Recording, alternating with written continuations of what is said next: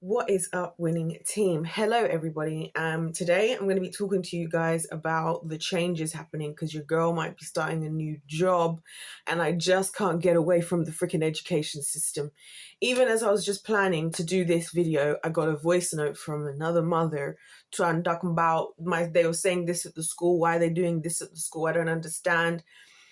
Which, bless her heart. She's one of those, I keep in touch with. Some of them, I tell them they can keep in touch with me if they need any help, because it's just things that happen at the school thing that don't really make sense. So I'll give you guys an example, then I'm going to tell you about this new job malarkey, because I was really trying. I'm really trying, but anyway, a lot to uncover here, and I really just wanted to share with you guys. So basically, the issue she was having, these are some of the examples of the things I'm talking about, why I say that the school system is not built for purpose and it just doesn't make sense. These are the kind of things you older generation folk won't know happen, right? And I have two examples now of this happening just recently, and it's just the start of the year now, so everybody's just getting, even I'm just getting back into the swing of things, hence why I've been working hard. Like I was spending today, because I've got to get ready for work after I finish filming my videos.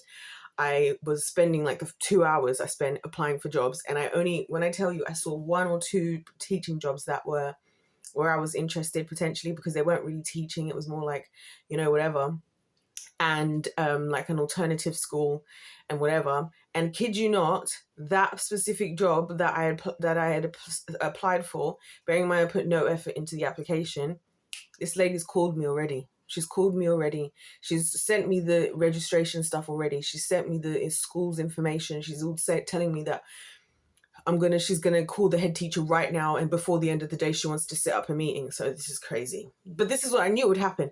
As soon as I looked at it, I was like, if I apply for this, they're going to call me today. They're going to call me immediately, because this is how desperate they are. This is how desperate they are in the system. And then when they hear, they hear my experience, they're like, oh, we need you. So anyway, it actually makes it kind of good in a way. But anyway, we'll come back to that in a second. So I'll give you guys an example of the things that don't make sense. This is why this lady, she just sent me this message. She was like, what the heck is going on? These are not the parents that exhaust me. These are the parents that give me hope. These are the parents that make me think I want to become a parent one day, right? So she's like, her daughter, she'd asked me before at school, right? When you do science in the UK, GCSE science, I'm going to explain it to you guys, right? When they do science, you have maths, you have chemistry, biology, and physics, right? Which are 3 subjects. Now, you would think that no matter what level you are, no matter what you do, you would get, whether you decide to do further science, which like further maths, which is when you do it as like another whole subject, and it's all these other modules that the other people won't do. So it's like an extended topic, right? So that's why I said to you guys, I did further maths at A level. There's the basic maths that like would be required for people for certain jobs. You have to have the basic maths as a subject. But then there's further maths, and that's just like all these other modules that are not part of the normal maths, right? So the same thing at GCSE with science. It's the only one that most schools separate science from further science, right? It's funny because I ended up doing further science. I wasn't even really interested, but the school had this thing where they suggested that certain students they thought were capable of taking on further science, and I happened to be one of them, even though I was never gifted and talented, which I'm so offended about, by the way. But honestly, these stories help, because then I tell the kids all the stories about my experiences at school, and you can actually see them relax, realizing that, hey, I've been in them same trenches myself, man. I've been in them same trenches. So anyway, what they do is each science has 3 modules. Well, 3 modules essentially: core, additional, and further, right? So if you do core science, so everybody does core and additional. That's what they call combined science. That's what they call it, combined. And what they do, this is what's so weird. Rather than, if you do core and additional, which is what everybody does, rather than you getting a grade for chemistry, a grade for physics, a grade for biology, they take your core chemistry, core biology, core physics, and give you a grade for that. And they take your additional chemistry, your additional biology, your additional physics, and give you a grade for that. Unless you do further science. If you do further science, then you get 3 separate grades. I don't know why they do this. This is the only reason I did further science, because I was worried that if I didn't do as well in one science, it would drag down another science. Because again, usually that can happen, where you're really, really good in one science and then you're really bad at another one, right? So that's why I think that you're like setting them up for failure. So anyways, the mum, I'd said to her, this mum, because she was saying that her daughter's really into science, and I was like, she has to do further science. Then if it's the start of the year, she can change subjects. Ask the school if she can change subjects, because she probably can. Lo and behold, she can change subjects. So she changed the subjects. This is her giving me the update, like a couple of weeks later. They managed to change the subject, but now she's confused. Now, why is she confused? That's a good question. The reason why her daughter's having issues now, because she has mocks coming up in November, is because at school, because she was doing further science, they were currently doing physics. She was doing physics, but core additional science, so combined science that everybody else is doing biology. But here's the thing. That's not just what happens. So when I was doing this lesson I did with my brother and his friends, right, they're all in different levels. So we usually have 6 sets, so like 6 classes per subject for certain subjects, so like maths, chemistry. English, we only had 2 because there was like one group. If you're in the top 3 sets, basically, yeah, we had 6 sets, but like the top half of us all did English language and English literature. And if you're in the bottom half, you only did English language. So yeah, it's all confusing. And these are the things that parents don't even know about. I haven't even got into the higher, additional, lower papers and all of that, and how some kids are selected only to do the lower paper, which means the highest grade they can get is a B, even if they get 100%. And then again, so these are things that parents don't know about, right? When they're just sending their kids off to school. This is why I'm like, even outside of all the spiritual stuff that I say, like the system itself is so freaking confusing. So even with my brother, they're all in the same year. They're all doing the same amount of sciences. They're all doing double science, combined science, because they're all in different sets. So some of them are in set 1, which is the highest set, like the most intelligent supposedly, and set 6 is the lowest. And then sorry, I'm laughing, I shouldn't laugh, but it's really funny because somebody I knew was telling me that at their school they used to have a bottom set 7 and they called it skill force, which I think, I'm laughing, but it's not funny. That's so disrespectful. Like, imagine not even having a set number. And another thing is, I also know that when they always put the best teachers at the highest sets and the worst teachers at the lower sets intentionally. Anyways, so my brother and his friends, they're all in different sets and they're all studying different things, but they're all still sitting the same mocks, same scenario, similar scenarios. So one of them is doing biology currently, one of them is doing chemistry. Oh yeah, him and one of them are both doing combined, one of them's doing further, and they're all doing 3 different parts. It's all insane, right?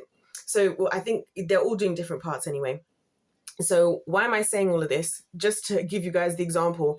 This doesn't make any sense as a scientist, because I said to you guys before, like, especially with chemistry, you start with and it's the same with maths, you usually start with a very simple concept and then you add layers to it. So if you just decide to go to teach layer 4 for this term, and then we'll go to layer 8, and then we'll come back to layer 1, this is why people don't get it, because you've got to start at the bottom, like with science. You start with the atom. Once we understand what the atom is, right, and what's inside the atom and how the atom works, then we think about all the atoms in the periodic table, and then we start to think about molecules and, and how atoms interact with each other, how atoms interact with themselves. And then we start to think, and then we just keep going bigger and bigger and bigger and bigger, right? Start with the small molecules, your little waters, your little HCLs and all of that. And then you start to build out to the bigger types of things. Once you wrap your brain around that, you can start talking about like the macro structures, like diamond, or like, the hydrocarbons, your C7, H14s, that kind of thing, the big carbon chains. Then you can go bigger to like nanoparticles. Then you can go bigger to like this. And then along the way, you can go through examples of how they are in industry and how they are in our lives. And then it makes logical sense. But if you're just hopping from like, 1 minute we're doing hydrocarbons as a topic, and then the next second we're going back to doing acids and alkalis, like, of course no one's going to understand. Similar with maths, you start with a basic fraction, you know what I mean? Like a half plus a quarter equals 3/4. So then when you add something else into the mix, right? Like say, for example, let me think of an example. I'm trying to think of a very, very simple example of an algebraic fraction.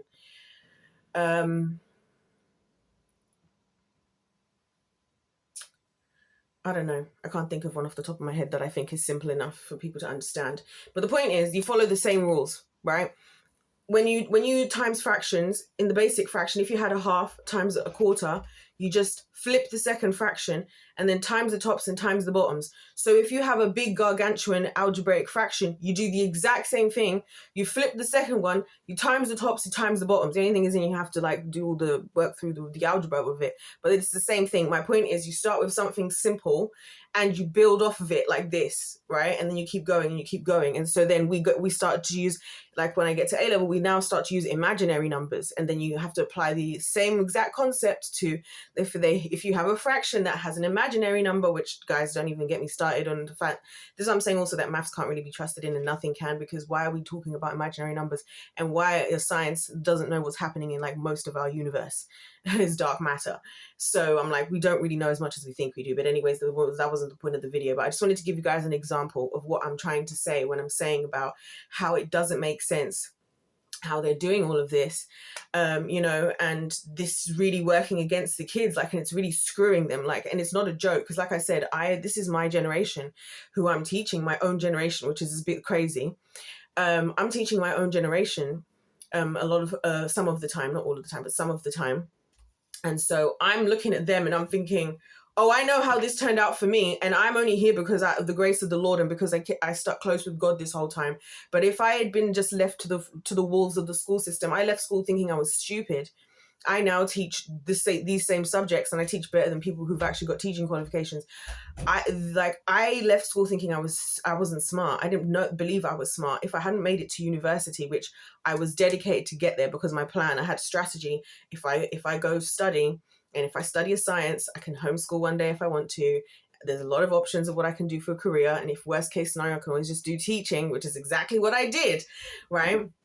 And people are always it's a good subject to be able to teach, which you see, 16-year-old me was on it. I'm not even anything close to being as competent as 16-year-old me at the minute.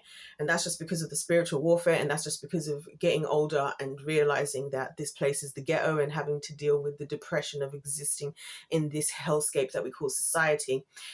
Those days I was all happy and aloof and excited and hopeful for the future. So that's why I was making so many plans and working so hard, because excited for the future and I had hope in the humanity.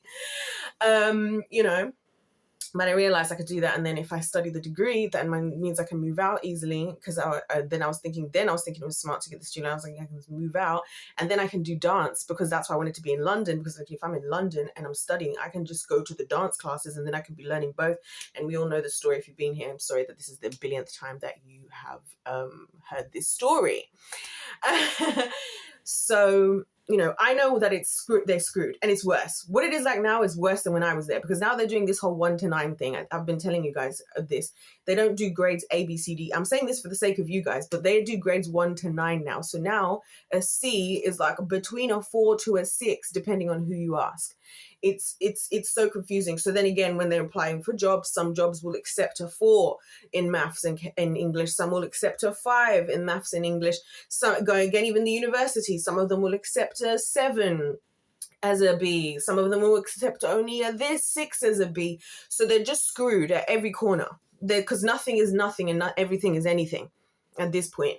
So these are the things that I'd be telling you guys about. So anyway, so yeah, I'm going to help her with her daughter and this thing. We're going to figure it out, because you see, I get invested. I'm invested. I'm saying I can't get away from it. As much as I hate this stupid system, because I can see I can easily do something to help, and it's easy for me to do it. And honestly, I'm probably one of the best for the job to do it. I just can't help myself. So that's how I ended up with this silly, these people that called me, because I was just like, but then the reason why I actually went for it is because they were like, oh, the kids are badly behaved. These are kids who've been like excluded from their schools and whatever, or like referred from the pupil referral unit, which the pupil referral unit is essentially children's prison, in my personal humble opinion, based on a person I knew very well who went to the Peru, they call it. And they used to be quite violent there. It's changed now. Apparently they've refurbished it and stuff, like as in the way they behaved, but like the kids were being restrained, and also like it was a real life prison. So those kind of kids, I know that they're having a hard time. So that is one thing that will get me through the door. I'm not going to lie, because I know that, I know what it's like for those kids, and I sympathize with them, because a lot of kids who misbehave, it's because of their complex life situations. And then the adults just treat them like dirt, and like like whatever, and then that kind of reinforces their bad behavior because they're being treated unlovingly, and it's like they don't deserve love because they're not behaving perfectly, and it makes me really sad. So I'm happy to kind of help with that. So we'll see how that figures itself out. That'll be fast, that'll be interesting. But yeah, so apply for that. Crazy, absolutely crazy. And it's so funny because I was supposed to have an interview this morning for, by the way, I've been obsessively applying for jobs, and I'll tell you why. Because I will really, really want to get away from what I'm doing right now as soon as possible. And the other thing is, I'm so depressed about existing, like being born in this time. It's depressing me so much. Like the last 5 days, especially since I didn't go to Italy, so then I wasn't doing anything, was I? So I was just been here ruminating on everything, about everything, and I'm just like, it's just hit me like how much my generation is actually screwed. We're actually screwed. So I have this constant anxiety about like not making enough money, right, in my job. It's a constant, I'm always thinking about it. So my plan of action has been for a while that once I get back from this Italy thing, I'm applying for every single job in the book. I don't care where the job is. I'm getting every job, and I'm working as many hours as humanly possible. Also because working helps distract me from my mind. So it's like a win-win. I work, I'm distracted. I work as much as possible because, listen, 8 hours ain't really cutting it for me, because that's not that many hours to work. I've still got another 24 hours because you guys got to remember, I don't really sleep, right? I don't really sleep more than 2 hours. So, you know what I'm saying? So it's like the rest of the 14 hours goes, I'm just here ruminating about how many things my generation has to figure out, how much of a mess in my life, how many things I haven't got figured out, how many things I'm not prepared for, how many things are just not working in our favor. You know, the fact that there's not even a point me trying to think about, oh, I'm going to start saving for a house, right? Or any of this. Is why I'm so grateful to have the Lord, because he can do miracles. But other than that, we're screwed. My generation is screwed. I was even noticing that when I was looking at the jobs. It's quite fascinating, you know, just looking at different jobs and the job requirements and all this stuff, and thinking about how realistic that is for me, people in my generation, at my age, and whatever, and what they were asking for. And I was just looking at it, I was thinking, we're so screwed. Like, we're so screwed. So yeah, I've been really feeling a way about that. I'm not gonna lie. The last few days I've been in, my mental health has been in the bin, and I've just been crying in heartbreak. Just that, like, why did I have to be born? Like, it's kind of like, literally, I know that sounds horrible, but it's like life is supposed to be exciting, and like my 20s are supposed to be a time to enjoy myself, and all I've had to do is just work, try and figure everything out. I've got a headache, I'm exhausted, like, and I'm constantly exhausted from the life I've lived and how all these things we had to do, because, you know, and growing up on social media adds another layer to the mental and physical aspects, because of course, and this is something else I noticed in the kids, because they're in school, because they are on their devices and everybody's contacting each other every 5 minutes. Like last night I just deleted Instagram, like the app. Last night I got sick of it. I just deleted Instagram, and I made the decision I'm going to be deleting WhatsApp, because I only even got it back because of the Italy trips, and I definitely don't intend on going back to that. So I'm going to have to message my few people who I talk to and let them know, you're going to need to talk to me somewhere else, either text message or Instagram. I'm getting rid of WhatsApp, because I can't express how stressful it is to have grown up in a time where everybody is always expecting you to instantly reply, instantly this, instantly that. It's so anxiety inducing. And I see it in the kids as well, you know, where, because since we were literally kids, we would just, everything is just instant. There's no sense of just calm in that can happen. And then, you know, as an adult now, I don't have friends because I'm not on my phone every 2 minutes. It's like I can't be on my phone every 2 minutes because I'm trying to figure out what the frick I'm going to do with my life, because I've been born in such a horrible time to do anything. There's no hope of me being able to achieve anything, right? Even with me, who's done all the hard work that I have, unless I decide to do something degenerate and sell my soul, sell some ass. Or, of course, the Lord, which is why I'm so grateful to have him. I've never been more grateful. But yeah, I plan to work to the bone, like for the rest of the year. Like however many hours, whatever jobs I can do, I'm gonna be one of those people that has like 3 jobs, that they do one job and then they change and go to the next. I just want to work. Like, because even though I'm believing in the Lord, I have such strong anxiety, and I just sit in the anxiety. So I was like, you know what, let me just do, and I always do this because I'm always like, God, if it's your will, let it be done. And if it's not, it won't be. because he's doing what he's doing, and all of that. And it's funny because even on the note of jobs, and this is why it's insane that I know that God allows me to be in this position. So it's like I've said to you guys, with everything I've been through, I feel like a lot of times the reason why God allows you to go through certain things is because he wants you to like sit in that person's position, whatever the situation is. So in this case, he's giving me the opportunity to have the full experience of being in my generation. Because if I was out here living life, living la vida loca, like when I used to live in London, this is why I hadn't realized a lot of these things. Because before I had gone into teaching the way I have done the last few years, I wasn't aware of all of these things because I was too busy living la vida loca, drinking my champagne with my chocolate covered strawberries and my very nice duvet, where I paid extra money to get the little silver lining thing on it, kicking my feet up in the city, living up city life, having meetings in obnoxious buildings, you know what I mean, business meetings, and just showing up to a studio in my little short shorts with my speaker and my choreography that's written to the songs that I like, and running my own business and doing everything on my time. And so to have had the switch to be here, to be broke and broken and broken hearted, broke and broken and broken. That's why I really plan on calling my album broken and broken hearted, because I've also been feeling broken hearted just by like, why did we have to, like, why do I have to be here? Why is life so disappointing? But I believe he put me in this position because he always does, because he knows I like to learn from experience. That's why I've done so many different random jobs, because I don't want to study about stuff. This is why I feel the way I do about the education system. Some of us are not like, I don't read, I never used to read textbooks. I never read the textbooks. I would always learn this information another way because I hate reading. I've hated reading. I only got into reading now. Oh, also I got a book today, just got in the post that was recommended by one of you guys. Just arrived just now. So how exciting, Anyway, so I've always been somebody that needs to like have my hands in and like be in the thing. That's how I learn about stuff. So that's why I feel like the Lord, sometimes that's a great thing back in the days, city life. But then sometimes it's like where I'm at now, where I'm like, oh gosh, God, now I understand, like, because I'm having all the feelings and the anxieties of like my generation.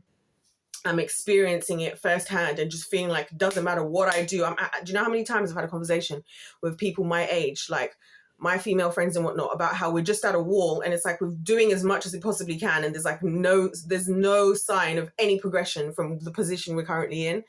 So obviously that's why, despite the fact, obviously my faith is in the Lord, I still just embrace the experience because I'm like, well, this is what my generation is going through. And it is real emotions. I'm still a human being, So, yeah, so that's why I feel like the Lord allows it. And that's why I still engage as I would, without him to an extent, But I always just pray that, Lord, if it's your will, let it be done. And if it's not, let it not, because then I don't want to, do something that's not what he wants me to do.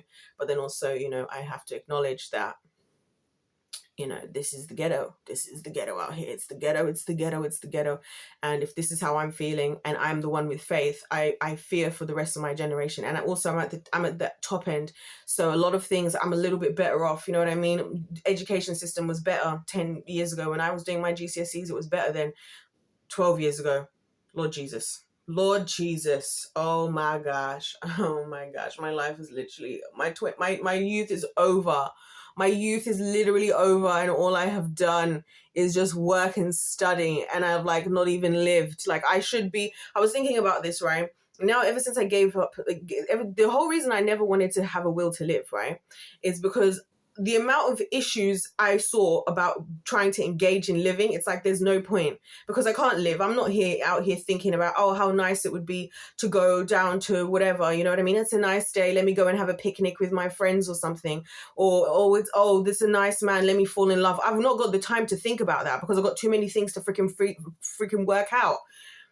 So this is why I don't enjoy all these luxuries. I'm not out here. Don't see me like, guys. And so many times I even think to do like videos on YouTube, like, spend a day in London with me, kind of. I might do one of them though. Low key, I might do one of them like this week. But anyway, because I don't have time to enjoy the living. I'm not living, I'm surviving. Like, and that's why, again, I feel like the Lord let this happen to me because he knows that I don't sit around for stuff like this. And hence why I'm coming as hard as I can at the curse of Adam, the curse of Eve, and getting us into the promised land, not dying in the wilderness like the older generation, making it into the promised land. Because I realized, what's funny? The reason why my generation, reason why we are the way we are is because we can't even get into Egypt if we wanted to. We can't even be the slaves in Egypt if we wanted to. We are stuck in the wilderness. So our only option is either to die in the wilderness like the generation before, or to make it to the promised land. We don't have the option to be slaves in Egypt because we can't even get into Egypt. Do you know how many times I've applied for jobs and all these things? And I've explained even how it works. That like the companies, a lot of them nowadays are quite sketchy, right? With the jobs, right? Then this is bearing in mind I've applied for like any job that isn't teaching is what I've been applying for like over a year. I'll tell you what happens. You either get the ones that are obviously lower paying than where I'm at now. So what's the freaking point, right? I'm trying to get a footing. I'm trying to go forward. Or you have the jobs that pay what I should get. Because when I was, by the way, I'd just like to state that when I was graduating, we were all being pitched that like, oh, people have graduated with your degree and gone straight into a 60K. That's a 60K Great British Sterling, pound sterling salary. And don't get me wrong, there is some people who are in some good jobs. I just don't want to make that clear. I'm talking about the current climate as of right now. That's why I'm speaking on behalf. Because I'm saying that for my generation where at my age, when I started out, like in my adult career, a lot of the things that I have, they don't exist now. Like I said, they've changed all the grading system now. They told us we were the guinea pig of the new system anyway. And I told you guys that when I went to university, right, I hacked the system because again, I believe it's the favor of the Lord and the Holy Spirit dwelling within me, giving me these ideas. Because I remember when I went to university, we did our A-levels. And again, you're supposed to get certain grades get you into certain courses, yada, yada, yada. Bearing in mind, I went to the number one sixth form in the country. So the exams we do at 18, right, here, we were number one in England. David Cameron came and cut the tape. There was ones all over the building. So what I'm about to tell you, I want you to actually think about how serious this is, right? So when it came to results, I knew exactly what was going to happen because I'd seen that the grades kept changing. Because again, older generations think, oh, you get 70% as a B, 80% as an A, 90% as a whatever, and that it's always like that. No, the grade boundaries change every single year. Every single year they change the grade boundaries. So the year I did my A-levels, what would have been, I remember biology was like 85% to get a C in biology, which is absolutely absurd. But now because it's got so hard, they'll have an A equivalent for these kids of today in maths will be equivalent to like 47% because the papers are so hard that they have to drag down the grade boundaries because they got too excited because they weren't happy that we were intelligent. That's the problem, right? Anywho, so, what happened when I did my A-levels, right? So this is me at 17 right now, going on 18. And I remember thinking to myself, I'm going to apply at lower universities than the universities I really wanted to go to because I wanted to go to King's College. King's College is one of the top unis in the country and it's in the exact center of London. So I wanted to be like right there. I went there, I visited it, I walked through the halls, I envisioned myself with my textbooks, my laptop, walking down the halls of King's College, sitting by the side because it's one of these big old English buildings and it's just gorgeous at King's College, right? So I wanted to go to King's College, but I decided not to apply for King's College and to apply for lower unis because I had a feeling they were going to screw us in the grades and we weren't going to get into any of the unis we wanted to get into. Again, I told you already, my teacher didn't predict I'd do good enough to get in anyway. Well, what happened in the end?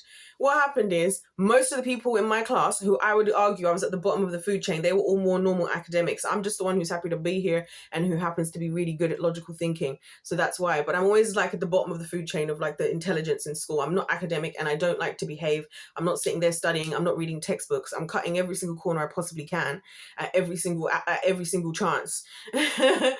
I'm always just doing enough. This is why I think like this. So anyway, I knew it was a game. That's what I started to realize it was a game. So yeah, so that's what I had done. So when you find out in this country that you got into wherever it is, you just find out on results day, your results get sent to the university before you get to see them. So before you even picked up your results, you'll find out if you got into the university that you applied to or not. So that's what happens on results day, mind you. So that's in August, and then you're supposed to start practically end of September, October. So then whatever happens, whatever changes, you've got that little short piece of time to either change where you plan on living, change where you plan on whatever. And I told you guys, I got my student finance letter 1 week before I was supposed to start university. So I had 1 week to find where I was going to live, 1 week to organize this, and it was just insane. Worst time. And that's why I sold my electric piano, which now I don't have, which I could have had all these years. I probably would be so good at playing by now. I probably would have written music by now. I probably would have been practicing my vocals by now. I probably would be ahead by now, but we won't even get into that. So on results day, ironically, I was at Legoland with my family, right? And I was in the hotel and I kept checking my phone because I was like, oh my gosh, oh my gosh, oh my gosh, oh my gosh, oh my gosh, oh my gosh. And I get into my number one choice, bearing in mind I'd lowered my options. So we'd all agreed that we were all going to meet up and go out that day, either as a celebration. That night we're all going to go out like to the club and everyone in the class, the whole class. When I said whole class, I mean like science, because we basically were all the same people in those subjects. So we'd agreed all of science. We're all going to go out, whether this is good or this is bad, like today. That was on results day. Lo and behold, most of them didn't get into their number one choices. Most of them had to change. Some of them retook and had to redo the year because they screwed us in those freaking grades. And the only reason I got in is because I clocked what was happening and I was looking at it and I was thinking for myself and I was like, they're going to screw us. They're going to screw us, because we were the guinea pigs, mind you, as well. So they screwed us. They screwed us. Most people didn't get in. It's actually kind of rare now. And I can't believe how rare it is for people to have graduated at 21. Now I'm like some kind of legend, you know, which that was the norm before because the system was fairer before. It's just the system isn't fair now. And this is why I'm saying to you guys, like, well, even when I'm telling you about stuff like to do with the education system, like a lot of the time, I'm not just talking about it because I'm upset about from a spiritual aspect, but I'm like, it's literally not setting up anybody for success. It's literally not doing it. And anything that is all the unconventional methods. Because, like, you know, the people who were better off, the vocational studies. So, like, vocational studies in this country is like, rather than doing what I did, which is very academic, you're in the classroom and you're taking notes. But then, obviously, because a scientist, you get to be in the lab. Again, I like to be hands-on. I like to have my hands in things. I like to be inside of things, right? Rather than that, but most other people just sitting in the classroom. They have the vocational studies, and those people do more proper hands-on stuff. And that's where you can have, like, you can study business, you can study trades, you can study hair and beauty, you can study science as well, but it's different. So their science, it's more hands-on. But the thing is, what I was doing was considered more prestigious, and it still is considered more prestigious, right? But the funny thing it was, when we got to uni, it was actually my friend, one of my friends in my friendship group, who did the vocational science, who did better than a lot of other people, because we had like half the class drop out in the first year because everybody found it too hard. Because again, we've all done different exam boards. We've all done different things. Some people have cut corners, some people have cheated. And then by the time you get to, and some schools also do sketchy things. So by the time you get to university, there's no hiding anything, especially with the sciences, because in the maths, that's the thing. What makes science and maths hard is you can't fake understanding it. Other things you can fake understanding because you can just learn. You can just learn details. You just learn data. You can just take in data, just data entry, memorizing, isn't it? If it's something like geography, if it's something like history, if it's something like English, you can just learn the right thing, right? Although ironically, me and my English teacher, we didn't get on. Well, we got on, but she irritated me because she'd always be like, I see where you're coming from. I see where you get that. But no, like, to my answers. And I'm like, how? Because this is English, where you're asking me a question like, explain how pathetic. Well, she was actually Canadian, so that was actually exactly how she sounded. She'd be like, explain how the scene with Miss Havisham, what is it? It shows blah blah blah blah blah. And I was just like, you know what I'm saying? And I could never get to the right answer. This is why I like maths. But I will say I did get, and then she again screwed me because I was predicted to get a B. Unlike my maths teacher, I was predicted to get a C.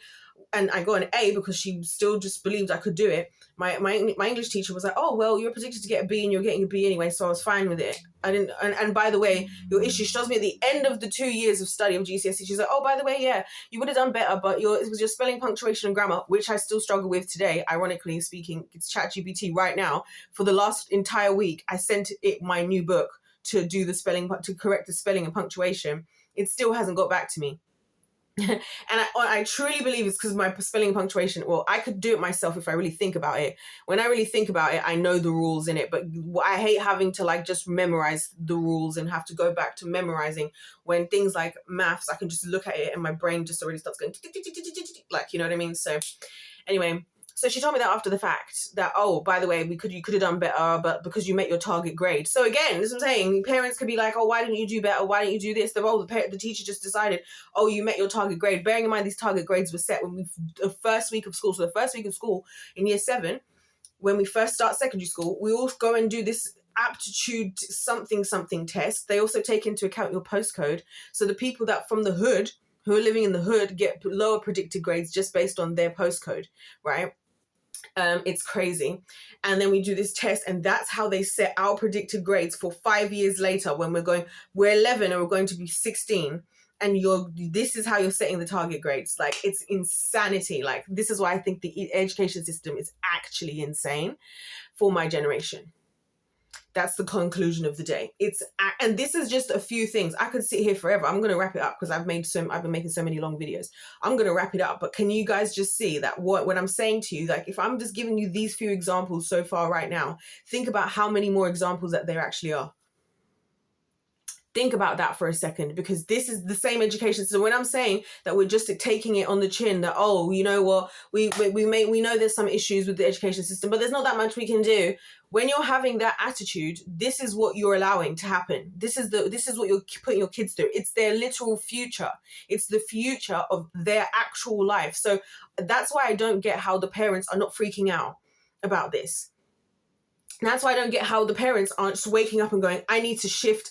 Like there's these other parents who I love who they literally sold their house to move locations so they could put their daughter into a different school because of what she was going through. I was like, this is what I'm freaking talking about. This is what I'm freaking talking about, because this is your child's future. This isn't just like, oh, this isn't just like a preschool at the beginning. This isn't just a little play date, you know, or whatever. Oh, my earring, I was wondering what dropped. This is just a little play date. This is their literal future. This is forming what they think of themselves, where they're going, what they're going to do, who they're going to be, the job options they're going to have, if they're going to be able to look after themselves. And I know how you people are. You don't really care about that anyways, but maybe at least think about how they're going to look after you. Because that's the other thing I'm thinking about in my generation is, what if I have to look after my parents? Where the hell am I going to get the money, the funds, the time to do those things? You know, because I would want to. But, you know, so again, it's another thing that stresses me out, especially because I'm watching them age and I'm watching them go through this, I'm watching them go through that, and I'm thinking, oh my gosh, you know what I'm saying? And then somebody's going to have to look after them. But then again, it's another thing that that's so far out of reach. You know what I'm saying? And so, yeah, I just wanted to say all of this. And I want you guys to know that I have better off than these kids. I truly believe I am better off than them. I truly believe I'm better off than them. That's why my heart breaks and I'm so angry, because I'm like, I lived through this plane crash, but when it was me crashing the plane, it was like a helicopter crash. They're like a Boeing 777 level type of crash. That's the magnitude. I was just a little helicopter crashing at the time. They're going to be like a huge Boeing 777 crashing. That's the amount of explosion I expect to come of negative things from them being in this education system. So I hope you guys understand that. I will be recording more videos, so stay tuned on the channel. Don't go anywhere. Yeah, I hope you're enjoying everything, and I hope you guys are actually listening, because honestly, I see why the Lord lets me go through these things, and I see why. Because it's like, this is the state of affairs. This is the state of affairs for your generation. And this is why we don't have the time. I'm so sorry to the other older generations. We just don't even have the luxury of even living as slaves as you guys are. We can't even get in the door. We can't even get ourselves in the door. We can't even make do of slavery. We can't even live slavery comfortably. You know what I'm saying? We can't. This is why it's insane to me. And it's insane to me that how many, I know all these lovely young ladies like myself. And what are we talking about all the time? How everybody's doing 2 jobs, either doing 2 jobs or doing 1 job and studying full time to try and further our careers. We're not talking about how nice it is and how much we want to, you know, fun it is and having nice little cute convos. We're all stressed. Even yesterday, another one of my friends who's one of my friends in the States, she messaged me and we barely talk, and she says to me, she was like, hey girl, how are you? Like, I haven't spoken to you in ages. Like, how are you, basically? Because we've been trying to meet up, but we're both busy and we both keep not being able to, in different kinds of ways, right?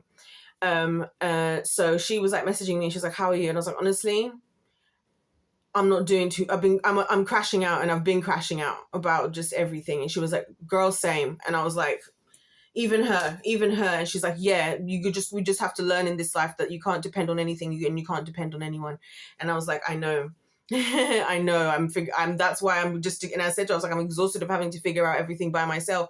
That's exactly what's exhausting me. And it's just so sad that I'm not the only one going through it. It's not just me. I'm talking to my other friend. She's got 4 hours between, she just did a 12-hour shift. She's about to go and do another 7-hour shift. She's got 4 hours in between, and she does that every single day, and does extra hours on the weekend if she can. I'm talking to another friend, she's working an entire full-time job, and then on top of that studying full-time as well. And I'm just like, we're supposed to be young women enjoying all this, and then you've got guys coming up to me trying to talk about, "Oh, let's fall in love." Do you think I've got the time to fall in love? You think I've got the time to be going on dates? You ain't got the time to be getting to know somebody. I need to figure out what the hell I'm doing with my life. That's what I need to do. I ain't got time to be doing lovey-doveys. That's why I get so irritated sometimes with these guys, because I'm like, I know that you just want to like have a nice time, and it's all sweet and nice, and you're all calm and chill and relax, but I'm not. I have everything to figure out, and I've got a whole long list, and you don't want to take on this list either, mind you, of all these things that are on there, of things I have to figure the hell out, what I'm going to do in the long term, in the future, right? And so, yeah, my generation is cooked. My generation is cooked. We are cooked. It is not, this is not how it actually is going to be for me, because I'm with the Lord, and the Lord breaks all curses, but it is a curse for us to have been born at this time. I truly believe that, because it's not even any enjoyment. Like, I hear people talking, I'm sick of hearing the older generation telling us how fun there was in the 90s and the 80s. That sounds so lovely. Good for you. Wish we could relate. And then you have the audacity to say you don't know what's gone wrong with the younger generation. Yeah, this is why I say, nah. Anyways, guys, I'm going to go. Yeah, so I don't know if I said it, but I think I did. Yeah, everybody fail. Oh, yeah, I did say it. So anyways, there we go. We're going to leave that there. I've got more videos to record. But I'm on this ongoing crash out now. I've just realized this crash out isn't going to end until something in my life changes, because it's just now I feel like the Lord has allowed me to get to do this to the point where I'm the person who can't just sit around for stuff like this. Hence why I'm like, I'm making it to the promised land. And one of the other decisions that I made is I'm going to avoid the older generations above millennials. I'm going to avoid them at all costs. I don't want to hear from them. I don't want to hear them. I don't want to be in this. I don't want to be in the same room. I don't want to breathe in the same oxygen. I want to be far away from all of them, because all they are is just tone deaf complainers who don't do anything, that are bitter, that set us up for failure, who do nothing for their kids, which I keep seeing in the school system, who have done the most minimum of, I would say, a lot of generations, right? Feeling sorry for themselves. And we just got to figure all this stuff out for ourselves. So we'll leave you guys over there with your bitter selves, your cowardly selves who just lived as slaves because you had the luxury of having even the comfortability to live as slaves, who shovel off your kids at every point. Like, it baffles me that parents pay for childcare as well. That's just another thing that baffles me, because like, while you're paying somebody else to look after your child, so why was the point of having the child? There's so many things like, what was the point of having the kids then? If you're so stressed from having your kids just over a summer, and you're so why are you still having them? Like, I don't get it. You know what I mean? If you're going to complain about every single thing about them, why do you keep having them? Why did you have them? Because it makes sense if you've had one and then you maybe change your mind. But then, and like, even for me, like, but then you've had like 3, 4. It's like, at a certain point you can't really complain, because like, did anybody, unless you're telling me that you were graped every single time, unless you're telling me that somebody came and took their arms and forced your legs open, or came and dropped your pants down, unless that's what you're telling me. I just don't get it. So that's why, yeah, I shouldn't have been left to be here. But the Lord knows this is how he sets me off. Is he lets me experience things, and then I realize that I'm not the only. I realize I'm part of a greater group, and then my heart breaks for the greater group, and then I go off like a bomb, because I don't care. At that point, that's how you set me off. If you want to get me into something, injustices, me seeing injustice, that's what turns me into a powerful person. Because otherwise I'm just happy to just enjoy my relationship with the Lord and coast along until I get to go and finally be with him. But yeah, once I see injustice and I see it's gone too far, and I just feel like if I do start this job as well, by the way, if I do get onto this new job and I actually am with these kids, I just feel like the plot's going to thicken, and it's going to thicken in a way that, oh my gosh, I'm going to come for the older generations like a dragon.